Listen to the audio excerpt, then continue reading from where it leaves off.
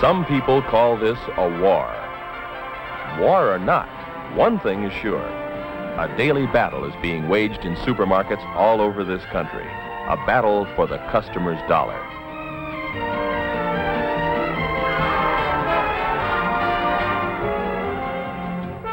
If a store is to make a profit in the face of today's stiff competition, everyone in it must give his full effort.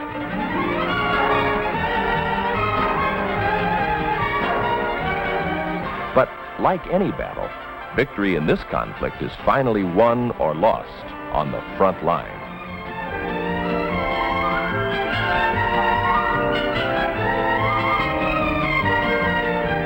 With literally millions of dollars at stake, success is measured in pennies. The checker plays a key role in this daily struggle.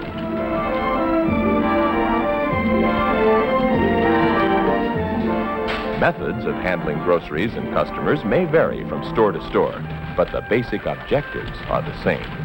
Check the customer's purchases accurately, ring them up correctly, and collect the money for the store. And there's more, much more. Probably no job in a supermarket affects the store's success more than that of a checker. Her every action reflects on the store and its entire staff. She is a shopper's last, and often only, personal contact with the store. To the customer, the checker is very important. Her responsibilities are great and varied. But with all of them, one of a checker's primary obligations is to keep the traffic moving. Sometimes a checkout lane begins to resemble a crowded thoroughfare. When jam-ups form, they're hard to get rid of. And the analogy goes much deeper.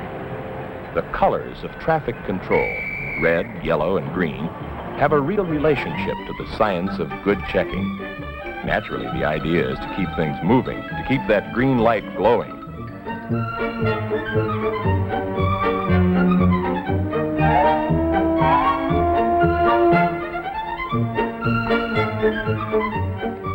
Good checking really boils down to the same essentials, no matter what type of equipment your store uses. To demonstrate these essentials, here are 3 outstanding checkers, all former queens in the Checker of the Year competition.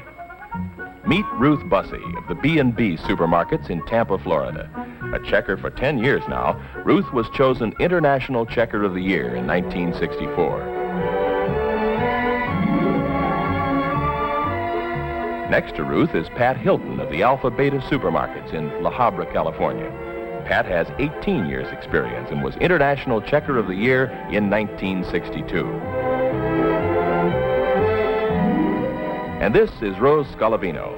Rose has 4 years' experience and works for Star Market in Cambridge, Massachusetts. Rose was Checker of the Year in 1963. And here's another checker you should meet. Miss Jones is not a Checker of the Year, but she hopes to be someday. She's an intelligent, hard-working, charming young lady. Still a little new to her job, but learning fast. Like most of us, she could learn a lot just by watching experts perform.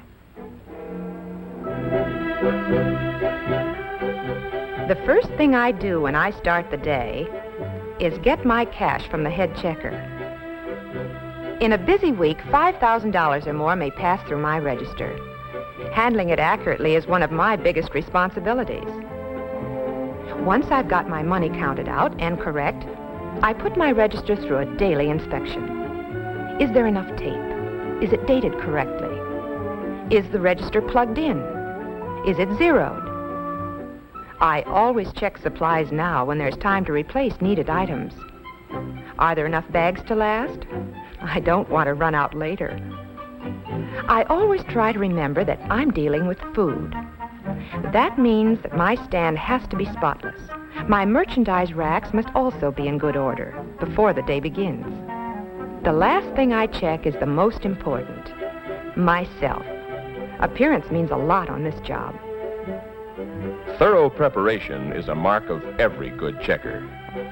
When the day begins, Miss Jones is ready. The idea is to keep that green light on, to keep the lane moving. But that's not as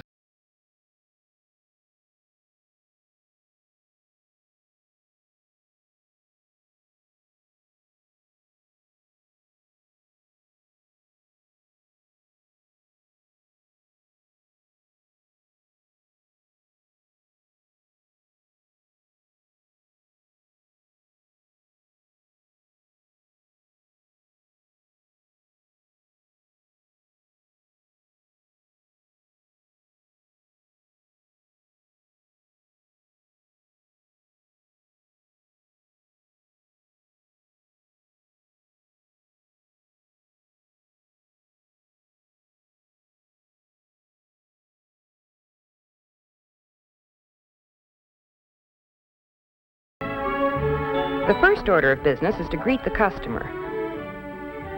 Then comes an important moment of caution. Is the bottom of the cart empty? I always make certain there are no missed items that might get through unchecked, and ring this up as a signal to myself that I've checked the cart. And most importantly, I keep it pleasant and matter-of-fact. No customer likes to think she is suspected of shoplifting. Ring up the right price and press the right department key. These keys are important to the store's records and planning. Checkers are bookkeepers, too. Multiple priced items should be checked together. Try to hold the first items in this group until they can all be checked through at once. Multiple pricing used to frighten me. I'm not much on fractions. Now when I see an incomplete group like this, I just slow down a second to be sure I've got the price right. This is what the fraction chart is for, and I use it. There's no such thing as an almost right in this business. If I overcharge, I cheat the customer. If I undercharge, I'm unfair to the store. Fractions mean you charge the next penny. Dropping the fraction can be costly. It might well represent the entire profit on this order. Here's another pricing problem, a price smeared beyond recognition. How do you decipher it? This is one time I stop everything. I don't guess. I ring for my supervisor and set the smeared item aside until she comes.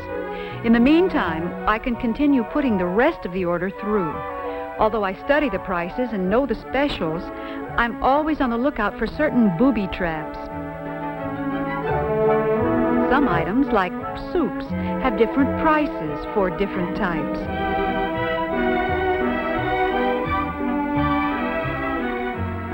Others have identical package designs, but different prices. For instance, pineapple chunks at 39 cents and crushed pineapple at 33 cents.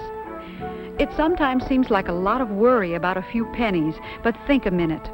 With a store's profit margin of about 1.25%, a checker error of only 30 cents means that about $25 worth of groceries must be sold before the store regains the loss. It's more than just pennies.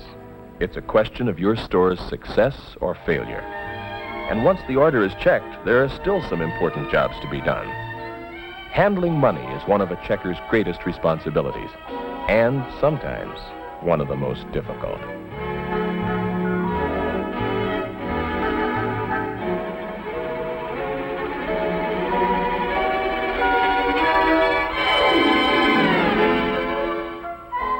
Handling money is largely a matter of knowing the rules and following them to the letter.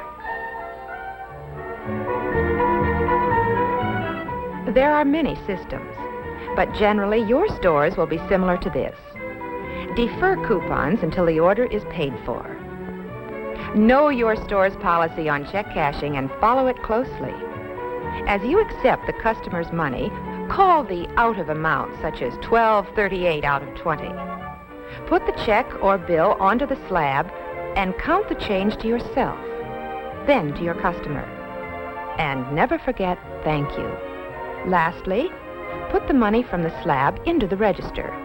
And never leave your position with your register open. Coupons are simple if you handle them right. After the customer has paid the regular price for her order, check her coupons against the purchased items. Sometimes people haven't actually bought the goods specified on the coupon. Total the coupons, take the cash, and refund it to the customer, remembering to do so with a smile. This system makes your job easier and lets the customer know her coupons were credited. Trading stamps are simple, too. Be accurate, and remember, they are money. Giving a customer more than she is entitled to costs the store. The final job of a checker is one that most checkers like least, but it's also one of the most important.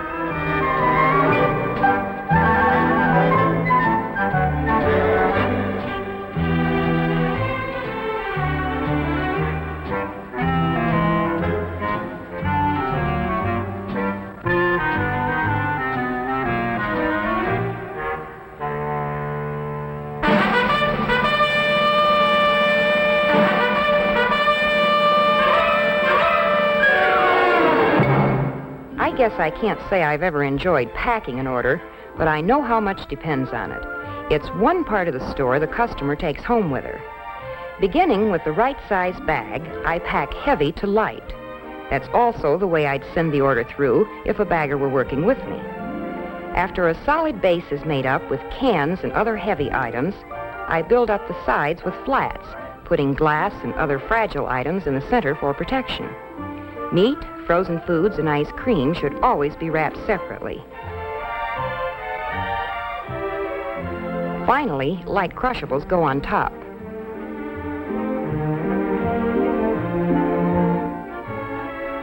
Knowing the fundamentals makes the job easier and helps you to do it better. But there's one area of checking where each girl brings something special to her job, where there are no universal guidelines.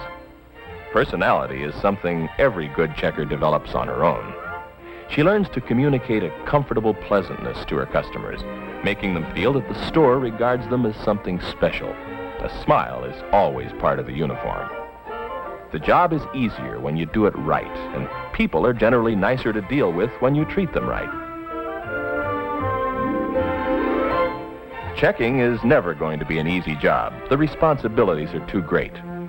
Just consider how much work a good checker does on a busy day, putting through up to 360 orders, checking some 7,000 separate items.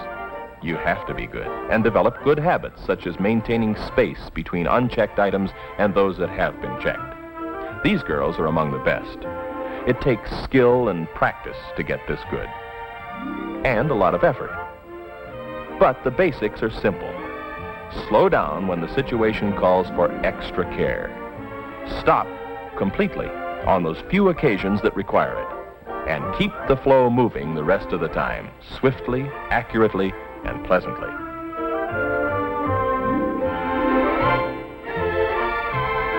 Remembering the fundamentals may make Miss Jones a Checker of the Year one day.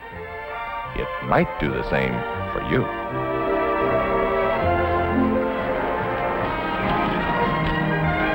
This battle is won on the front line. It's here that the customer has her last important contact with the store. To a large extent, a checker's actions determine whether a shopper will be back. It's a difficult job at times, but learning the skills we've seen demonstrated will help assure that it's done right and will make your task much easier. In your store, you are a vital member of the team.